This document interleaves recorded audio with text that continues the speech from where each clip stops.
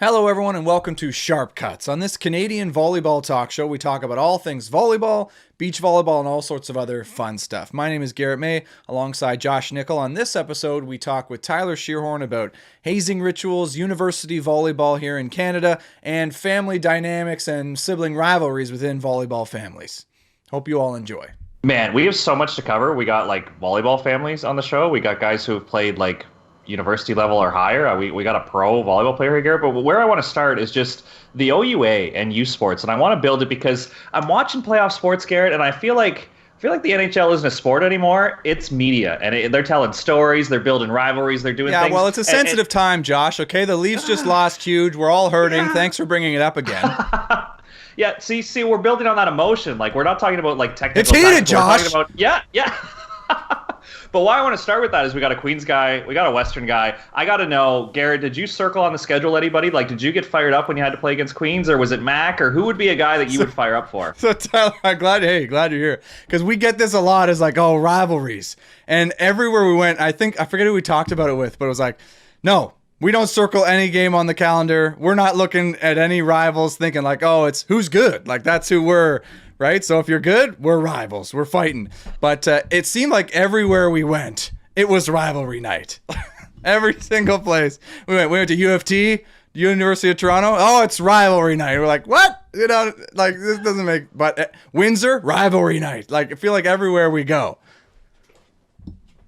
All right, maybe I started with the wrong guy. Ty, Queens must have circled somebody on the calendar. And I know Queens had a little bit of a lopsided schedule because RMC does a lot of great things, and there's a lot of great people who go to that school. But at the end of the day, they haven't been that competitive. So usually people will play their twos against them. And Queens, you always get the ones. So even at home games, you're not getting that big of an advantage, right? So anybody who used to fire you up on the schedule? Oh, yeah. Definitely a lot of teams that fired me up. I think McMaster was easily one of them, just because you have a lot of buddies on the team, and they were one of the top teams. Oh, you were buddies with those guys? 5 years. Yeah, and I think you say buddies, and you think about the NBA, and let's say LeBron or whatever's being all buddy let's buddy compare with everyone. us to LeBron. It's a totally equal comparison.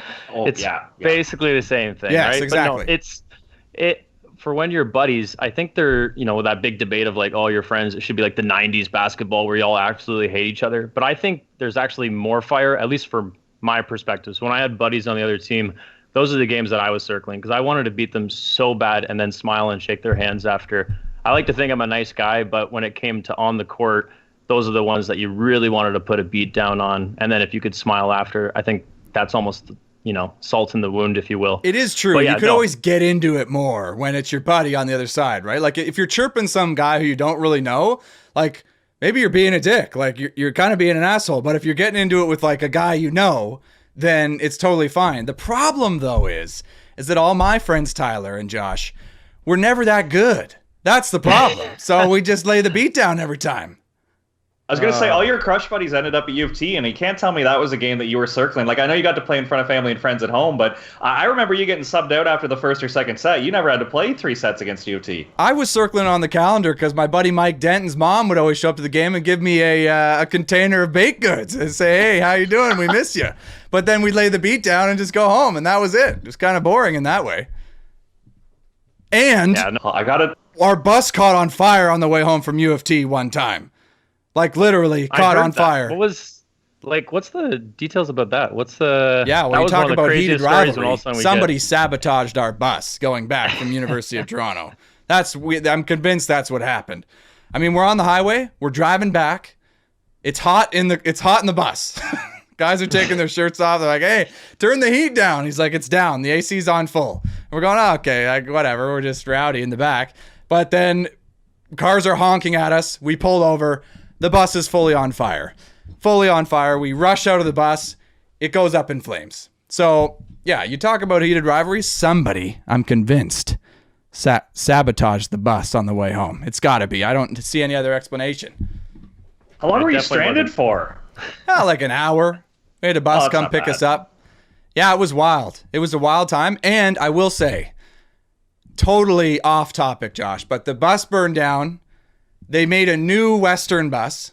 and they put my face on it. I knew it. I saw it driving around Toronto once. I mean, it went well, and I think my face is still on that bus, and it's super weird when people see it driving through Toronto. They're like, oh my gosh, I saw you. It's like, yeah, I'm still on that old bus. See, I have the same thing with at Queens. My face is on the bus. You're on the bus too? Yeah, my friends, they're the, I guess, funny type, because you can put your finger just perfectly and my nose is facing up, so I just get so many people they're all picking my nose. Yeah, I don't know, there was tons of snowball marks on the bus where my face was regularly, because we rode in that bus a lot. I didn't know you were on the bus. That's hilarious. You got Josh. You got two guys who are on buses on the show. Okay. We got the poster boys right now. This is amazing. Yeah, like we did not plan this. Hey, if you're listening, you know the show is not planned. Thanks for joining us. Subscribe if you haven't already. But yeah, this is not planned. Ty, I got to know if there was any hostile environments as a Queens guy, because I got to tell you, when I volunteered with York for those 2 years, I hated you guys in warm-up because you would always run on our frickin' side and you do stupid stuff. Like, you're hard guys to like when you guys get going, because it's just, oh, you're big bad Queens and you're doing stuff. Like, at least when it was the Zeman era, it was like, okay, like I respect him a little bit. But when the next generation's still doing that like tough guy stuff, I wasn't a big fan of it, you know?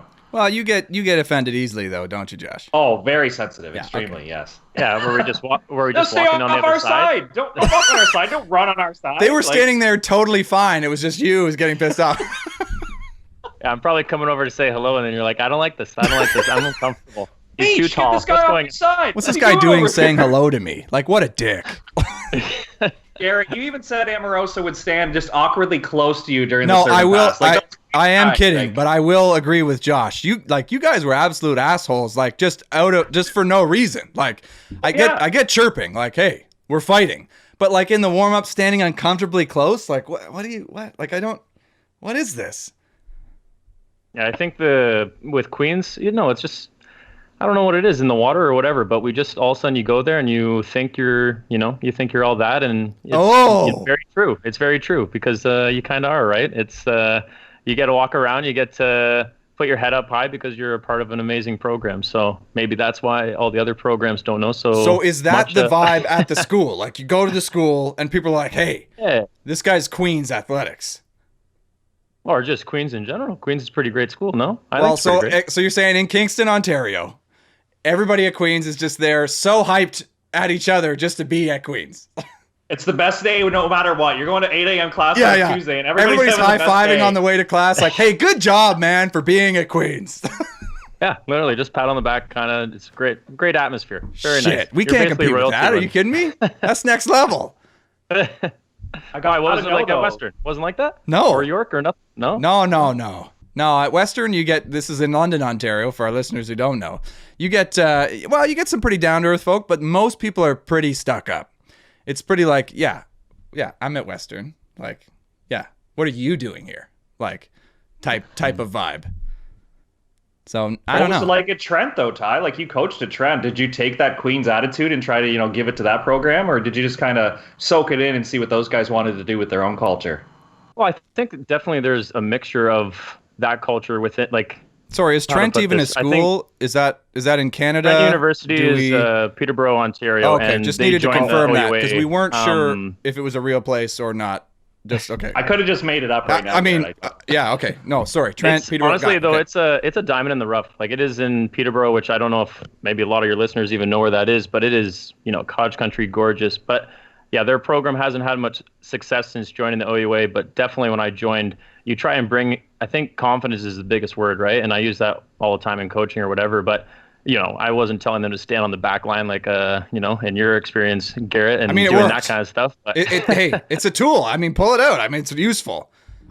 Yeah, but just having that overall swagger and that confidence, I think, is just uber important when you're playing. And, obviously, I'm excited for them when they join when the OUA comes back in and they get to play, because obviously all the athletes this season would be excruciatingly difficult not to compete. I don't know if you thought about that, Garrett or Josh, where it's like, just imagine not competing for a year. Like, but I think they're going to come in with a fresh slate, and the season's going to be awesome to watch. I can't wait to watch from afar. The OUA, for our listeners, the Ontario University Athletics League here, where we play volleyball. It's part of the Canadian University League here for our joiners from from elsewhere. I'm sure our Can West fans are saying, "Oh, what are you guys talking about the OUA like it's something important?" But yeah, I mean, I would hate that, not being able to compete for a year, kind of in my prime. Now, I haven't competed for years. Are you kidding me?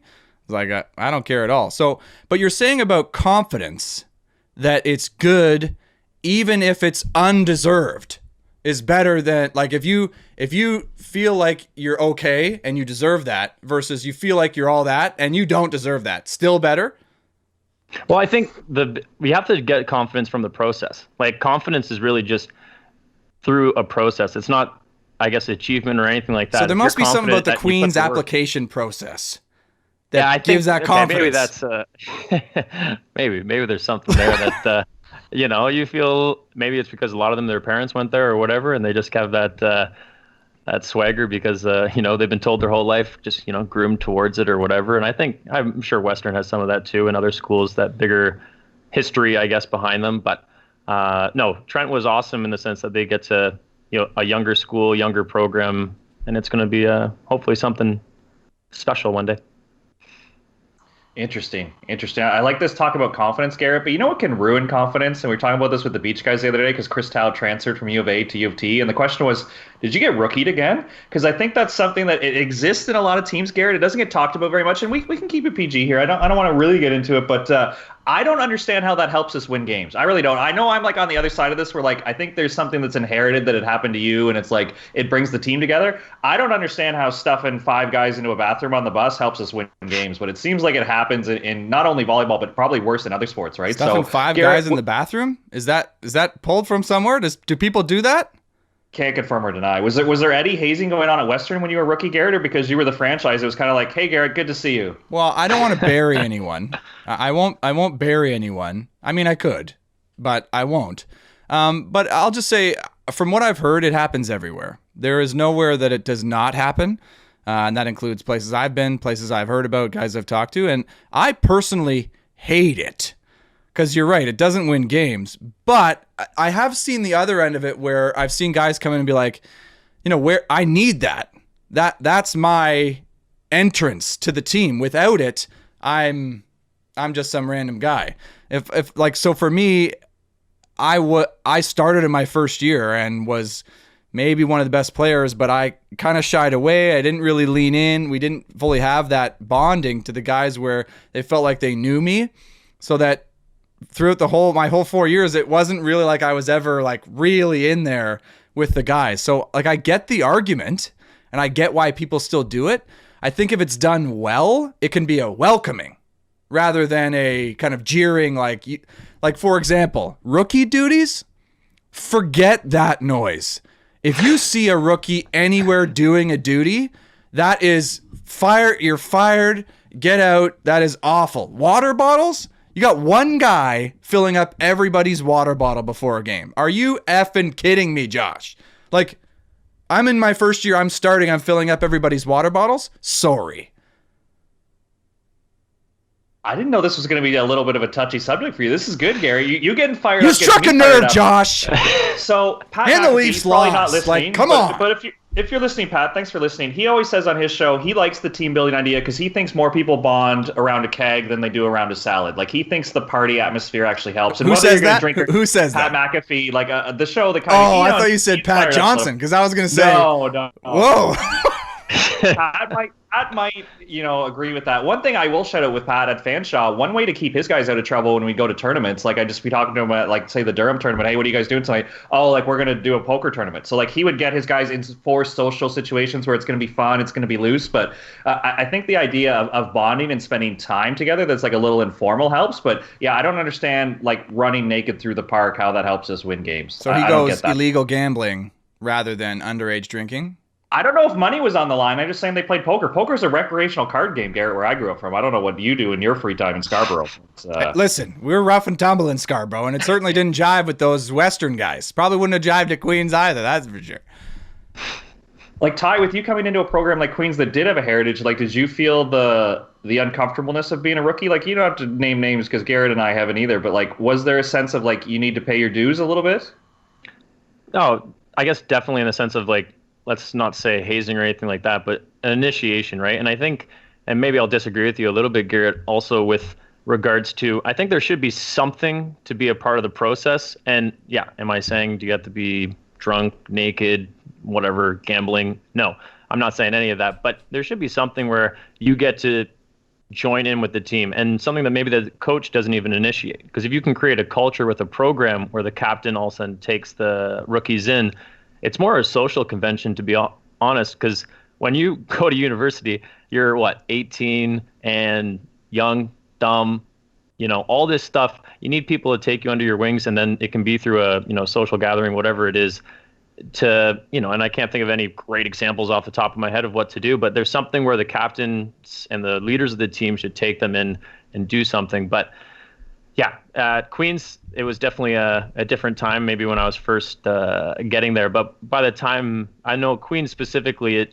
the entire university changed in the sense of, I know some sports were getting banned or whatever for their hazing practices, and then all of a sudden within my 5 years, almost the culture of, I think, university environments just shifted. There was slogans, there was all this, anti-hazing rallies and stuff like that. So, and it was good, right? Because I think that pendulum was swinging where maybe it went too far on the one end, where it was like you said, this shoving people into bathrooms or running through. I mean, that's a good one. Or whatever. The bathroom one is a good one. I think one of the subtle ones I heard that was before or after bad. Someone went into at the end of the bus trip, not the beginning. I do. I your point though, Tyler, is good. That a welcoming. I would agree, but a good example of one is, so on my brother's team at Alberta, he told me they did what's called a teammate party, and I thought it was super cool. Where you have a party and you got to dress up and behave the whole night like a teammate. You draw randomly and you got to be a teammate for the night. And I thought, that's amazing. That's not, you're making fun of everybody, kind of. You're not singling out people. It's hey, we're all doing this, which is hilarious and a lot of fun, right? So that's amazing. But you hear some other stories about where it's not welcoming. For me, when I step into my first year, I'm going, well, what am I going to do to feel like I'm a part of the process? I'm going to pass threes and go out and pound the ball around the block. Set me a high ball, I'll go to work. That's what I'm going to do, right? Why should I have to do anything? But the informal stuff is huge, but I just hated the idea that it felt like it was owed. You had to do that. That just doesn't jive well with me. And it makes me think are these national teams doing that? You get a first year player on a national team. Do they do that? I know these pro guys do that, and NBA, NHL, you see these NBA guys wearing the Dora the Explorer backpack. To me, that's just in bad taste. What is that serving? You're just embarrassing somebody on purpose. Yeah, and when it comes down to embarrassment, that's when I think it might cross a line. But an example would be if you had a fun game that your team did that you invented and it was passed down from generation to generation of your team, I don't know, some dumb whatever game. But then, the rookie, for example, doesn't know any of the rules. So then all of a sudden you get this game and all of a sudden it's I don't know, you slap him across the face slightly and they're what the what the heck? Welcome to the team, bud.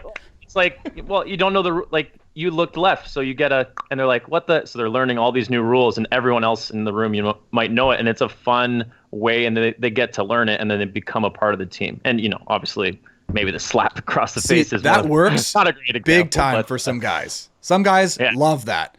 Some guys fold up completely. Tyler, I don't know if you can think about this, but Josh, and maybe you at York seen this. Some guys come through pretty good. Don't jive with the team. It just it doesn't work. Whatever we're throwing out, and they quit. And it's oh my God, we blew it, kind of. Do you think that in the moment though that you blew it? Because usually the few times I've been around those situations, it's usually oh, F that guy, or he wasn't fitting in. They get defensive about it. Where you honestly reflected and you're oh, we messed up because so and so didn't have a good experience. Absolutely. Whenever anybody quit or didn't come back, it was maybe because it was so clear that we all kind of blew it here. We didn't treat this person the way that they deserve to be treated. I don't think anybody's looking at a person who quits and going, oh man, forget them. What kind of a dick thing of that is to feel? Somebody quits and now they're the asshole? No, clearly, we didn't do something. to welcome this person if they're good. Like some people quit because they don't feel like they're going to make the team, that sort of thing. But if they're good and quit, it's like, man, we absolutely blew it. So if they're good and you're nice to them, if they're bad, you don't care. No, if it's like the 19th I'm guy saying we question ourselves when they're good. When they're bad, we know we blew it, but we don't question it because we're like, okay, we blew it, but they may have quit because they might not have been good enough anyways. Fair. And you should never have it where, it's like going through a fire or something and like you're either tough enough or not. And if that's the rationale for your quote initiation or hazing or whatever you want to call this team bonding process, then I think that's the concern. Because if they can't do something socially off the court, that means they're not good enough to be on your team. It's like you said, you come into the program to pass threes. Like that's, at the end of the day, that's what you're supposed to be doing. And like when I was overseas playing pro, that's what it was, right? It was your job. Like just do the job on the court, and then that's what's going to lead you to success. And like you can have some off-court stuff, whatever. But at the end of the day, just do your job. Right. So nobody's doing that over there. No hazing overseas? No. I think there's all different experiences in different leagues. I think if you're in a league where there's like drenched into tradition, there might be more of it. But I was lucky to be a part of a process that didn't have anything that was condescending or negative or anything like that. And I was, I guess, fortunate to be a part of all that. But at the end of the day, for the teams I was on, it was, we're paying you. You're the guy. This is the role that we're paying you to do. Do it. We'll be happy. And I love that. That was amazing to me. And I know a lot of guys from the OUA level or U Sports or even NCAA that I'm, chatting with that are going overseas, and they only do 1 year because they're like, they only want the brotherhood part. And sometimes when you're playing pro, you don't get the brotherhood. So they're looking for friends overseas, and then all of a sudden they get all these guys that have, they're 35, have a family, this or that. They just go to work, do the job, get out, and they're like, I don't actually like volleyball that much. And then you're like, what the? You think this sport that everything? You don't like volleyball? Yeah, and I know. Well, for you, Garrett, like too, coming from a volleyball family or what, like. For my family, it's like volleyball. That's amazing. This is, how can you not actually just like bump set spike? But for a lot of people, and I'm finding this more and more, it's actually the social convention of it. They just like being with their buddies and going against other their buddies again, and they love that. But then when they go overseas and they can't speak the language or all of a sudden whatever, it's not so much fun just to bump set spike. Maybe it's too simplistic or whatever, but. I was fortunate enough that I absolutely loved every minute of it because that's the part I loved the most. Even though the social part is great, it was the bump set spike that I loved. Yeah, man. I mean, I feel like adults can handle that stuff a little bit better, and that's the thing about here in Canada. You go to university, you're maybe 18, like turning 19 maybe, and you got to deal with all that crap. Whereas you get somebody who comes in at 23, they're an adult, like they know what they want, they kind of can figure it out, can just handle that stuff way better. Like I found any old guy coming to the program or even starting volleyball late in beach, Josh, even like you see guys who kind of come to the game a little bit later, just have a lot more maturity around it and can deal with it better. They're not formed through the process. They're formed as a human and they're like, okay, now I'm jumping in, let's get this done. Whereas you look at some of the guys who you see go through it and are formed by it in not a great way. No, it's very toxic. It's your fault, Josh.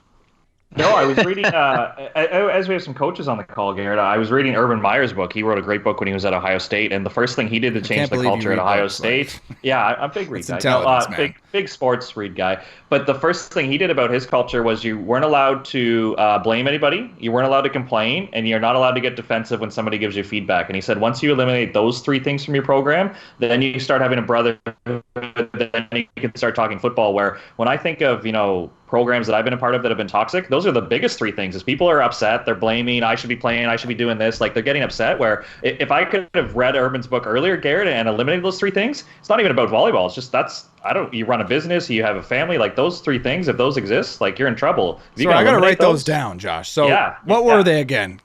I'm taking notes. Can you believe this? BCD for our listeners. If you're at the grocery store, on a run right now, we can put this in the show notes now. We're not going to do that. BCD, Garrett. You're not allowed to blame. You're not allowed to complain. And the D would be defensive. You can't get defensive when somebody offers you feedback. So, Garrett, if your job is to pass threes and you're not doing it and somebody gives you a tip or something, you're not allowed to blow up at them and be like, don't you know what I've done? Don't you know who I think I am? Okay, so I am now taking on these 3 things, and I will only be these things. This is what we need for the show, Josh. Terrible for a culture and a team, but for our show, we need this. So, Josh, you know how we're struggling to get some views on YouTube? It's absolutely your fault.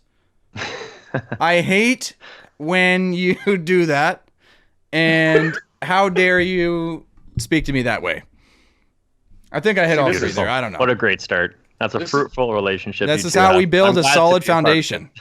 This is ironic, Garrett, because we mentioned that we thought beach players should go into like marriage counseling to work on the relationship, and you were against it. But now you're offering me this feedback that I can work on myself for our partnership. And I feel like you think we're arguing. I think we're finally talking. Like, I think we're onto something here, Garrett. Oh, that's cute. That's super cute. You know what?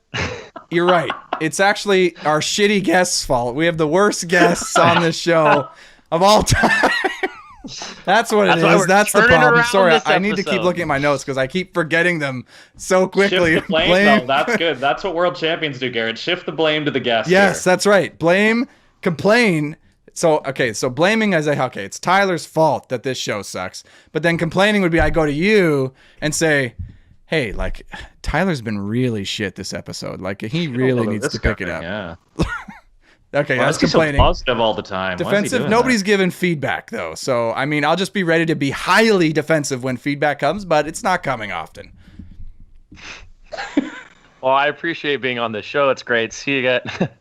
No, that's very kind. Very kind. I think this new mantra for you guys is going to be really successful, and you guys are going to make it. Is really that sarcasm? Because it's hard to tell.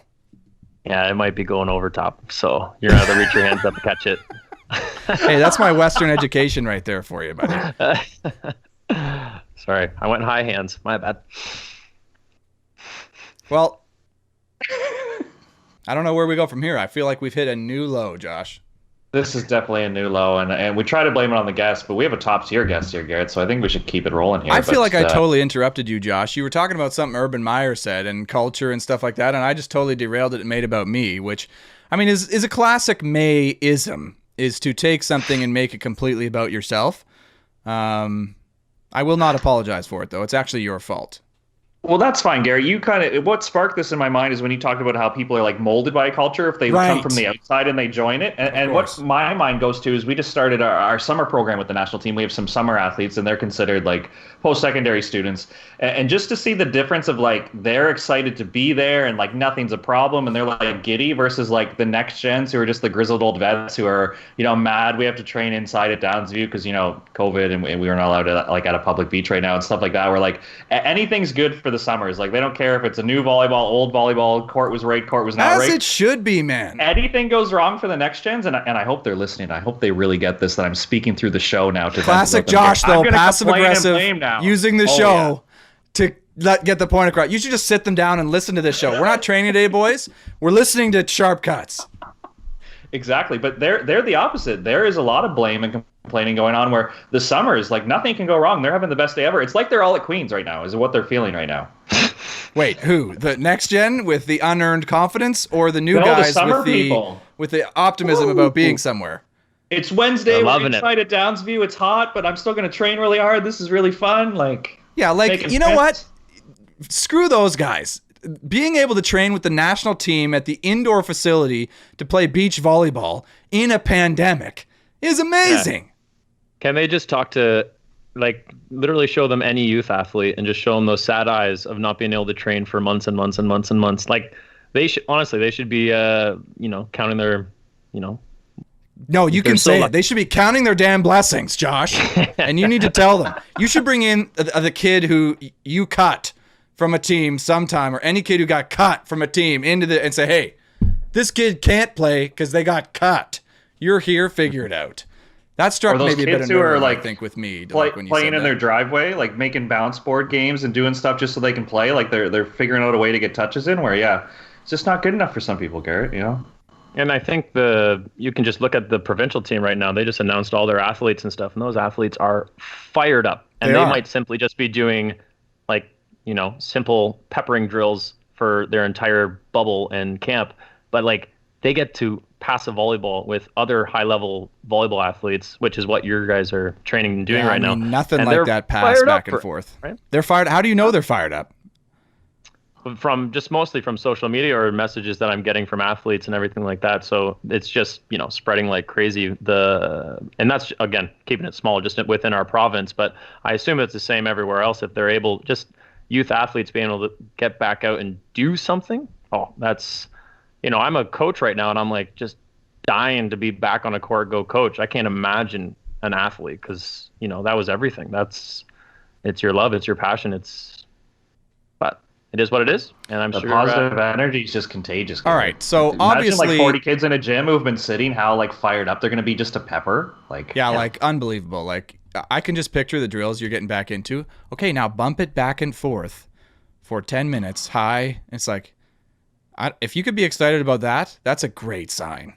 That is a great sign. If you're fired up to go bump a ball back and forth. I mean, maybe they'll be hitting some meter balls.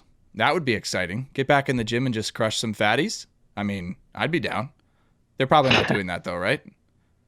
Oh, probably don't want to do some huge shoulder stuff after not using your shoulder for so long. But that's what I'd be doing. I'd come right back in the gym and say, all right, we're going to hit meter balls for an hour. Welcome back. Why can't your team practice for the next few weeks? Wow, they all have shoulder. We blew it. Shoulder rehab. But you should have seen the meter balls. They were sick. Yeah, we got a million hits on social media because of our balanced practice, but we can't. We had enough for a full TikTok, and it was great. Like we were just. So Tyler, I think we maybe need, because it sounds like you got a good perspective on it. You're keen, you're eager, you got the Queen's mentality with the thinking you're all that, and it sounds like that might be true. But Josh maybe needs some advice for how to get that culture. Yes, Josh. It's always me in this. Yes, it's you. You're the next gen coach complaining about your boys and the culture. So Tyler, let's get some maybe feedback and tips for Josh. Well, I guess the one thing would be, Josh, are you going in with your own? How dare you suggest that, Tyler? Don't even think about giving tips. He's the national team head coach. Right away. But that's why it starts, because maybe I'm the problem, Garrett. But we just had to get defensive. I just had to add that into our. What I'm trying to say is you have a lot of power, and you are you're in a great position. So if you even just you move the needle just that little bit, don't tell him that you're going to change everything. Okay, now he's got power. Oh my gosh! So. Look at you see his head swelling by the moment. Look at that smile. Is this what it feels he's like, wait, to be I got power. Queen's campus right now. I just got taller. It's like, wait, I got power. I can cut these guys. You can, Josh. No, I wasn't going the cutthroat. I was going to go I need to bring the energy. I need to be the contagious one that they're fired up to be around my energy. Blame, complain. What are we learning here? I feel like it's the angel and the devil on your shoulder right now, where it's you got to be positive. You are so great. And then Garrett's well, we'll say the opposite end of the spectrum. So. But how long do you expect this energy to last, Ty? And the reason I ask is because there's a human behavior that's law of diminishing. It's not returns, but it's something where if you eat chocolate cake every day, chocolate cake's awesome, but if you eat it every day, eventually you're going to be blah, I don't want chocolate cake that's exactly anymore. The law of diminishing returns. I don't think it's called returns. I think it's law of diminishing something else. But anyways, it's something. The more you have something, the less valuable it becomes. But there's something about, never mind. There's something about the behavior. But you know what I'm saying? Where maybe that's what the next gens are feeling, is that we've been in Downsview since COVID started. They have limited tournament opportunities. So maybe to them it's not special, where the summers, this is that new, and they're just fired up to be around, and they had their indoor seasons cut short. So maybe they're just fired up to be that kid peppering right now, where does that human behavior come in, where maybe the next gens are just defeated because they don't see the end in sight, where the summers are this is their chance to get out of lockdown and play volleyball again. Well, I think you just got to ask those internal questions, right? Because you can do a lot of extrinsic motivation. So whether you're just getting all these, motivational quotes or whatever it is in the mornings. But the bigger thing would be asking those deeper questions of why do you want to be here? What do you like? And I guess maybe just going more into their psyche, less actual bumps at spike on the court, and then more asking those deeper questions. Because I think that's for myself as a coach, and I think we all have to, kind of trudge this pandemic and figure it out together. But I'm definitely going to be asking those questions of or reiterating, remember when we were sitting at home for 6 months and we couldn't do anything? Because you sometimes as a coach, you'll say pretend this is your last point, or this is game point, whatever, this is the end, you might never play again. Now that's way more relatable for all level athletes, because we've all felt it. We've all been what the heck? It was taken away from us for so long, and now we might be getting it back. Whereas I think it's going to be okay to maybe it's like seasoning a nice steak or something. Like just sprinkle some spices or whatever, some herbs and stuff to allow them to like kind of remember it. But like you said, you're not just going to give them a freaking chocolate cake and be like every day, like, remember the pandemic, remember the pandemic, remember the pandemic. You're going to be like, throw that in when maybe it starts getting to the lull and then it can bounce back. And then, I guess that, but I think as coaches, we're all going to be trying to figure it out because we all want to be able to keep that motivation level high. But at the end of the day, it's going to have to be asking them questions for their own internal motivation because we know external motivation, it only can last for so long. I'm fired up, Garrett. Yeah, When he hit me with that quote thing, advice. it gets a little cheesy sometimes with the quotes. Like we've all seen like the high school weight room with like only the strong survive or like whatever the cheesy slogans are. But I thought you were gonna go cheesy there. You didn't though. You still fired me up there. Yeah, well, I was waiting for the throwdown from you, Josh, saying, "What do you know? I'm the national team head coach, and you're talking to me like this." But it never came. I mean, good restraint, Josh, but that would be my first turn. Do you do motivational quotes? Is like that something you bring in? Because I try to keep exclusively my motivational quotes from me, like my own quotes. You only quote yourself to other people. Now, that is something I should start doing, but I never have done, is say, write a quote on the board or something. You know who said this? Guy. You know who said this? Me. That's right. That probably wouldn't work, but I mean, it would give you that Queen's mentality. I'm going to start quoting your dad. I think he's had a few quotables on the show where just like, if you're bored, you're not focused. Like those quotes, like really punch them in the mind with his like richness, Just the ego is swelling at every moment. He's probably listening to this like now, like not even while we record. Like he's probably hearing you somewhere and just like, oh yeah, quote me. Like, people come up to me all the time and go, you know what your dad said to me? And it's like, no, I don't care. Like, don't tell me what he said. He probably said it to me 100 times. Like, what if you saw that? What if you saw someone on the street and they were just like, had a shirt and it was just one of your dad's quotes, like, quote, John May. The ones we were going to get made. I was just there. I don't know what I would do, Like, my first instinct would be like, oh my God, that's amazing. But then deeper would be another layer of crap. Like, what the hell is this? Who are they? Jealousy of my dad. That's stupid, So it'd be mixed emotions. Way to really hit me where it hurts, Tyler. I think. I don't know. It's weird that your experience of diminishing returns with your father's quotes, where I still get fired up, where you've been hearing this since birth, so you're just kind of like, not again. Yeah, it's been a long time of that, quotes from dad, and it's your dad too. It's not like a coach you've had for a long time. It's your father. So you go to practice, he says the quote. Then you get home. This is the classic. Okay. Tyler, I don't know if you get this from your family or your brother or anything, but so you're playing and says something in practice or does something in practice. Then you go home later or you like leave or you're in the car or something, brings up how great that thing they said was to relive it with you in the car after, like without fail. Like we had one practice and he just says a killer joke or something in the middle of a practice. Then we get in the car. It's like clockwork. Hey, like how funny was that when I said that thing? Every time. So yeah, it diminishes it a little bit.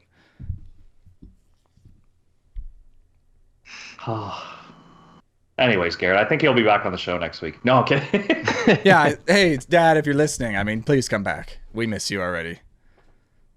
Yeah, see, that was the emotional roller coaster of talking about your dad there. Well, and this show's been an emotional roller coaster. I want to confirm, though, Josh, you're reading books, you're studying. This is kind of next level stuff. We got some volleyball minds here. So it's don't blame, don't complain, and don't get defensive. It's a lot of don'ts. It's a lot of negative language before it there. Yeah, so like what would the opposite of that be? So blame is take responsibility. Yeah, so when Ty puts this on the whiteboard at practice, next time he gets a chance to be in the gym, like how are you going to rephrase this, Coach Shearhorn? Ooh, great question. So yeah, well, just before you go, I'd like to say part of that question was the expectation that you're taking this to your next practice. Yeah. Oh, totally assumed. Like that Josh said something, you're going to use it, like obviously. Hey, everyone, I got this from Josh Nickel, Team Canada, and we're going to apply it to our practice. He's actually going to write it and then quote you below, Josh Nickel 2021.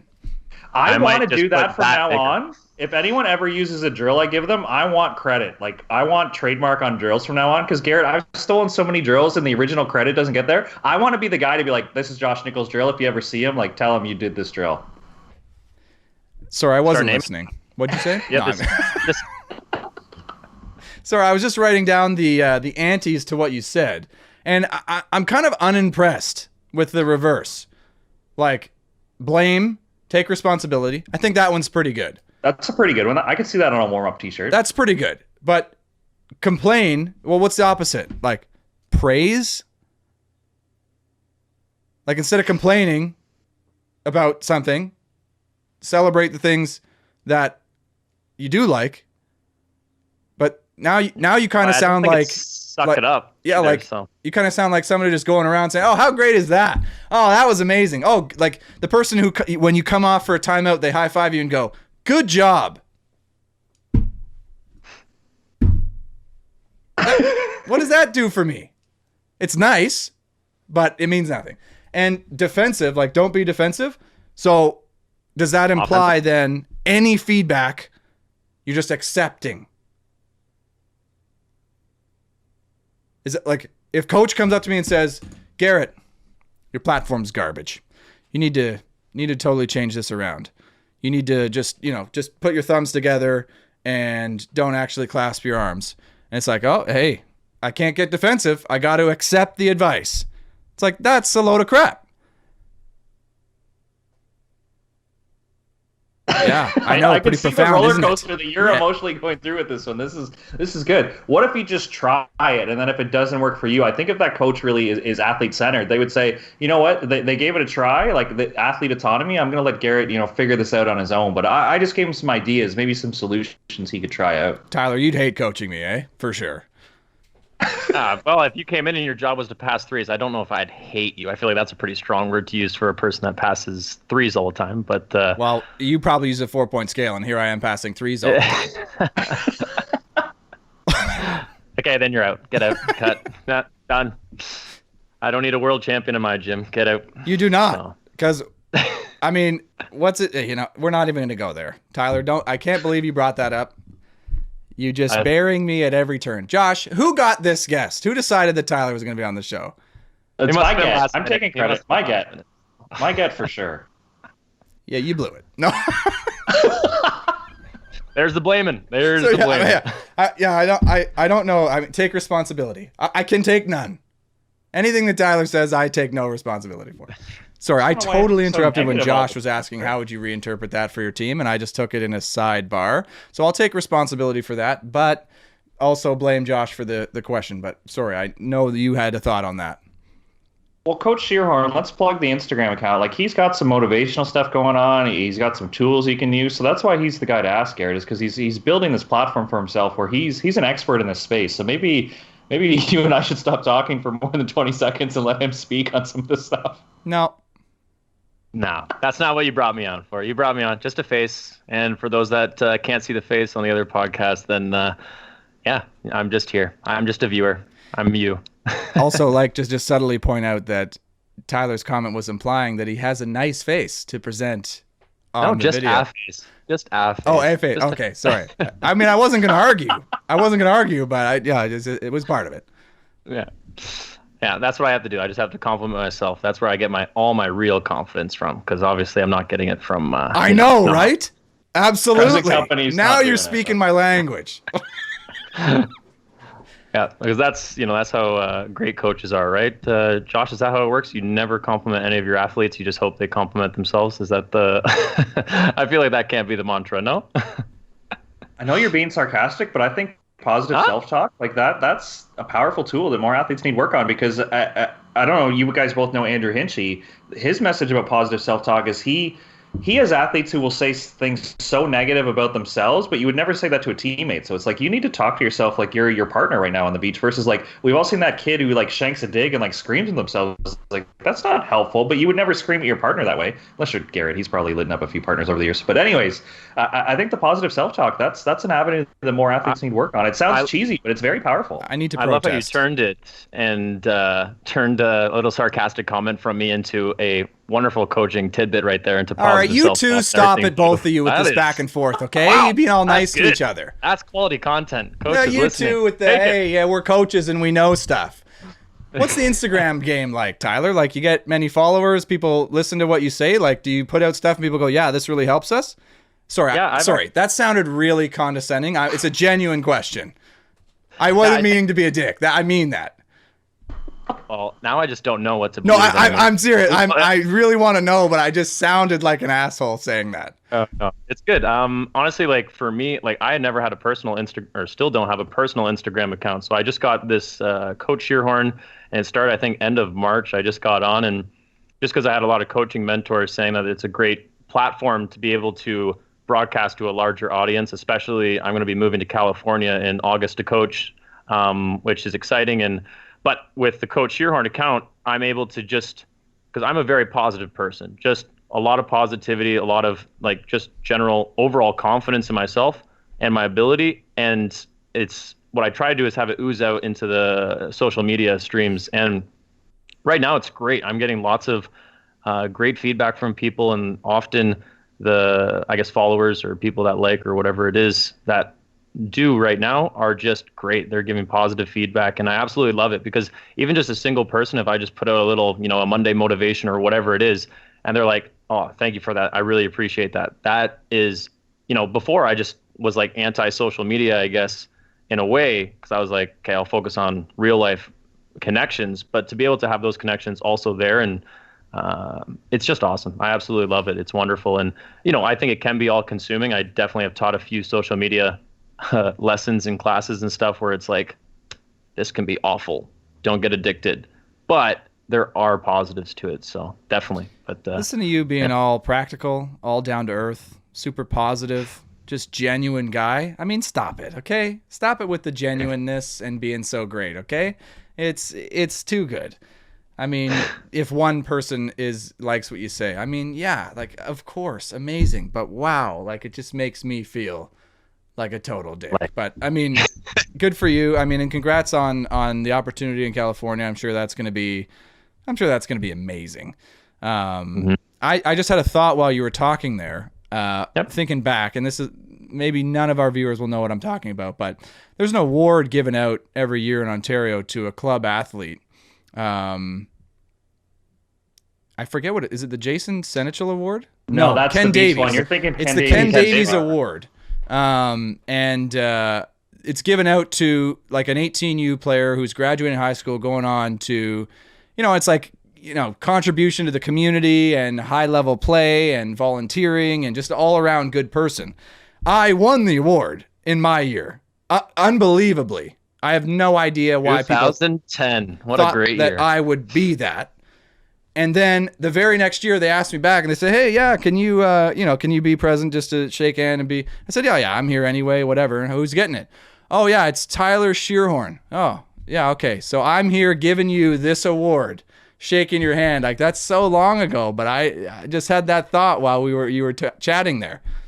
Isn't that crazy that was just over 10 years ago now? That's wild. And you've been the same positive, great outlook guy for the entire time. I've certainly become far more jaded. The fact that I won the same award as you, and now you hear us speak now, you go, this doesn't make any sense. Don't shake your head like that so confidently, Josh. I mean, it did make sense once, but now it does not. Trying to think who else was eligible. It must have been a down year. There's some big names on that trophy. Some big Canadian volleyball names. Oh, absolutely. On that trophy.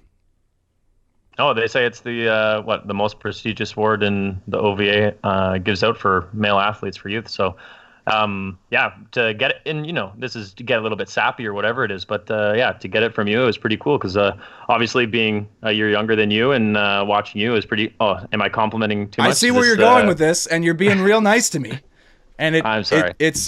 Man, thank you. And yeah, I mean, like, Josh, we got two guys whose faces are on buses, and two guys who won the Ken Davies Award, and we did not plan this.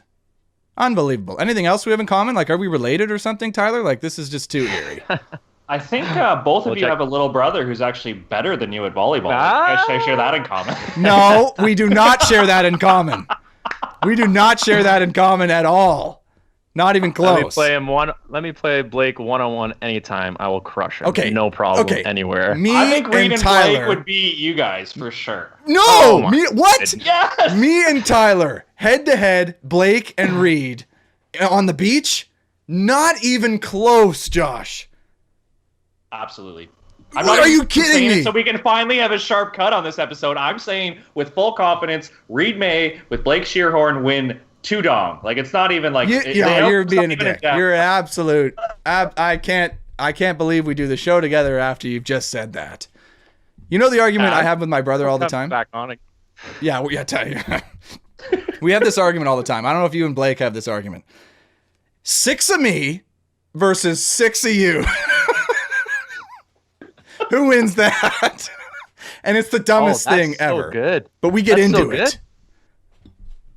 See, my sister's getting married this weekend, so at the wedding, I'm going to pull that up for Blake because you should. I'm the MC of the wedding, so maybe I'll just bury him with it. Because I think 6 Tylers would definitely beat 6 Blakes. No question. You should do this episode during cocktail hour and let everybody make their own opinion, really. Yeah, well, at a family event, though, that's tough. You're going to pit family against family? I'm about it. Yeah, that'll be the quiz on the, it's a very small wedding, obviously, with COVID, but that'll be the questionnaire on instead of a game, sometimes you do trivia on the table during cocktail hour. It'll be who would win? Yeah, but your sister's going to be like, look at you 2 dumbasses making this about you, and it's my day. My sisters are both very good, too, and they both play volleyball, so maybe... okay, so 6 of each of you versus the 6 of each of you. Yeah, man, there's options. There's options. Or do you ever go like the sibling versus sibling in a co-ed beach match? Oh yeah, for sure. You could play that. We do game, that though. at family gatherings, and it's so much fun. You play it. You do it. Yeah. And who wins? 2v2. Oh, I have to say I do every single time. Oh, okay. Oh, Josh. on. No, hey, you're talking a big game about me and Tyler, and Tyler's beating him down at the family event. Okay. Point for us. Yes, Tyler. Oh yeah. I would like to get Blake's opinion. There's no way this is true. Like Reed and Blake are both U Sports national champions. They've accomplished. Blake played for Canada on the beach. He's played for Canada indoors. Hey, listen to you bringing up the U Sport national champion to just bury both of us. Just hit us really where it hurts, Josh. You know me too well. Damn you for bringing that up. Have you and Reed ever talked about that, Garrett? Was there anything? I know it was your teams versus teams, but was there ever any sibling stuff going through there? Yeah, absolutely. I think we talked about it, and we both were kind of in agreement that his team was so much better, right? So what are you gonna do? I can be the best player, but if he's got a better team, how am I gonna kick his ass? It's a team sport. Well, Blake and I had it the one Christmas in my 5th year where his team was out of playoff contention, and he played for Trinity Western University, which is obviously top university, great. But they were out of the playoffs in the West, and we were 2nd in the OUA league. And so, we were making the national tournament. They weren't even going to make it. We're talking at Christmas, back and forth, all this great stuff. Anyways, doesn't my team end up getting upset twice? Semifinals, bronze medal match. We don't even make the tournament. Blake's team goes on a historic 6-game win streak just to sneak into the U Sports tournament. And then they ended up winning U Sports that year, the national championship against McMaster. And, that is a horrible story. Oh, it was. Oh, it's absolute. I feel so terrible for you having heard that. That is awful. Yeah. And you were giving it to him at Christmas. Hey, Blake, your team sucks, bud. And then they win the thing. It wasn't so much that I was giving it to him at Christmas. It was just that's too my final year, Blake. It would be awesome if you were at the tournament too. And Blake was like, yeah, we're not doing too good and stuff. Oh, and I was that kind of stuff. That hurts. Yeah, no, it was not good. It was not good. But anyways, and then he went on to have an amazing career and so forth. And anyways, your family. So I was super happy for him. But definitely during that week, that was one of the more difficult weeks where you're like. And, I went and supported and cheered and hugged and, we were happy when he won and all that. I think the newspaper is a picture of me hugging him, crying, and he's crying, and we're all happy. But, that week leading up, and I'm sure. Who was your semi that year? Our semi was against. Look at you poking it where it hurts. It was. We're going here. Yeah, it was Ryerson semi and then Waterloo. Bronze medal match. Ended up losing, 5th set, 15-13. Literally couldn't like what a fun weekend to end your U Sports career on, right? Like it's but it is what it is. And then luckily I got to play. Well, hey, at least you didn't end your career losing to your brother. Nope. No, that's that would be the worst. Yeah. Yeah, he dug me a few times. I don't know if it's like enough to be like, because I scored a few. Like, how do you do that? Hitter versus libero? At least you guys could have a play at the net if you played. He and I never would have. I know. That was a dream. I would have, if, going back, looking back and all that stuff, I would have loved to be on the court at the same time, just because I have this overwhelming. Absolutely. Oh, this level of confidence is, and my brother, he touches over 12 feet. Like, he's great. But I think there's just something, and Garrett, maybe you can confirm this, but there's something about being the older brother where it's just like, you don't let them win. Like, you can't, like, if you're on the same court, like if, they go a different route in the playoffs or whatever, but when you're on the same court, and I think beach is a great format for that because it's just, you have so much more control than indoor. I can't relate, man. I cannot relate. I mean, it's weird. Like, we were so fiercely competitive as people, and I think he and I both knew, like, not with each other. You get enough of that in your life. And, it's kind of the same thing in my home life now. Like, when I'm out in the world, I'm competing, I'm fighting hard, like, as a pro athlete playing beach, like, I don't want to come home and compete. I don't want to relax. Like, it's stressful enough as it is. Like, I don't need to deal with this at home type thing. So we never went at it. We never competed in much. We played in a tournament together a few times. Like, we never ended up seeing each other in tournaments and stuff like that. So yeah, no, very different. Isn't that funny? Well, I preferred that. Like, when we played in tournaments together, and we did a few beach tournaments when we were younger. We played like Youth Open, and he would have been like 15 and I was 17 or whatever it was. But those were fun. Then those were some of the most fun we had. And like, we had a lot of growing to do because, sometimes you get angry at each other. And like you said, I remember, and I don't even know if he wants me to bring this up, but at Nationals, it was Nationals for beach. And I would have been 17U, he was 15U, and it was the 18U Nationals. Anyways, we'd never played together before that, but we were just, let's go to Nationals. Parents bring us. Anyways, doesn't he get so... We ended up losing this one match, and we're blaming each other a little bit, and we brought it into the car, and our parents just... Very good parenting lesson. They did an awesome job, because they were like, this can never come between you. This can never whatever. And after that moment, like... Good for your parents, huge. Man.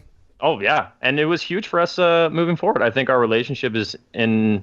Well, I don't know, like, if they didn't step in or whatever, who knows what would have happened, right? You could have had some real angst or whatever. And, but instead, they pulled the amazing parenting move, and then we had fun for the rest of the tournament, and every time we played together was fun. And, we got very, very lucky. And I say all this stuff about playing each other in that competitive environment, but to be honest, like, we just haven't been on the same court a lot for playing volleyball. And, like, again, he was in Can West, I was in the OUA, and then when we were playing pro, we were in different leagues and all that. Like, we just haven't played each other enough, and he's been, training with the national team all the time. So it's not like we're going to casual beach family fun Fridays or anything and just, going at it. But maybe down the road, that'll happen more. But I mean, good for the Shearhorns. And Josh, every time it seems like we have a family of volleyball players, fans, whatever, they always just completely bury the Mays in my mind in terms of their greatness. Every single time, it just is like, wow, how great are these people? Wait, I'm forgetting. This is why I wrote it down, because I can't revert to this. No, you know what? I want to know what the car ride was home for you, Garrett, because you're blown away by this moment, which makes me think: is there something there? Like, when you and your dad would get into it, would it stop in the car ride, or would it continue? Oh, it would ramp up in the car. That's where we get it going. Like, it was funny because you could always tell, like, what. If I played well and we didn't win, everything was fine. Like, nobody's upset. It's the same. Probably the same with Reed. But if he or I didn't play well and we didn't win, then it was like full on depth, going in circles, all over it, high intensity conversations. Never like yelling, like never like Well, sometimes yelling, actually, because, like, I don't know. It was just that type of intensity in our house. It probably wasn't for the better at all. I don't know if you guys are hockey fans, but Nick Foligno has a little brother who's also in the league, and he plays for Minnesota, and he was just on Spitting Chicklets, and he used to love the Folignos are a hockey family, and he used to coach his sons in Sudbury in the OHL. So he'd be yelling at Nick, and like he could hear it through the walls, like this big shouting match. But they had a rule that it ended like as soon as you got in the car, he was your dad again. So Marcus would just be in the back seat and be like, "So Nick, how do you think you played tonight?" And then the argument would start again. And just poking. And he would just sit there and be like, ha, ha, ha. Such a little brother move to do. Reed did that sometimes. Like, I think that sometimes happened, but I think that's the thing, right? Is when it's your sibling, they get it. They play too. Like, they're dealing with the same parent. It's not like there's somebody somewhere outside of it. Like, they understand. So, you know, I don't think you get that as much. I think it's the same thing with your teammates too. Like when a coach is yelling at you or whatever, it's not like anybody's egging on your teammate who's getting the gears from a coach when they suck or something. Like, you get it. Like, you're a player, you get it. So I think for the most part, people are pretty good spirited that way, at least in my experience. Sounds like the Shearhorn household was no exception. What a great family it sounds like. I'm jealous. I mean, damn it, Tyler, coming in here and just, wow. Good for all of you. All of them. Wow. Yeah. I have John nothing and Monique, to blame. they're a great couple that had, 4 pretty cool kids, so they're shout out to them. I'm sure that every view we get is going to be because of the Shearhorn presence and no other reason. Oh, that'd be great. Not even mad. Not even offended. Well, yeah, I mean, this is the show, Tyler. I mean, this is how it usually goes. I mean, hopefully people are still listening, but we're winding down. Awesome. This is how it goes. It's just kind of awkward at the end because we had a great conversation, and how do you end Nowhere it? else to go. Yeah, we just got to shut her down. Should we just end like this? Just end it. That's all, folks. Comment down below how we should end it in future. Should we just cut it off with or should we have some outro?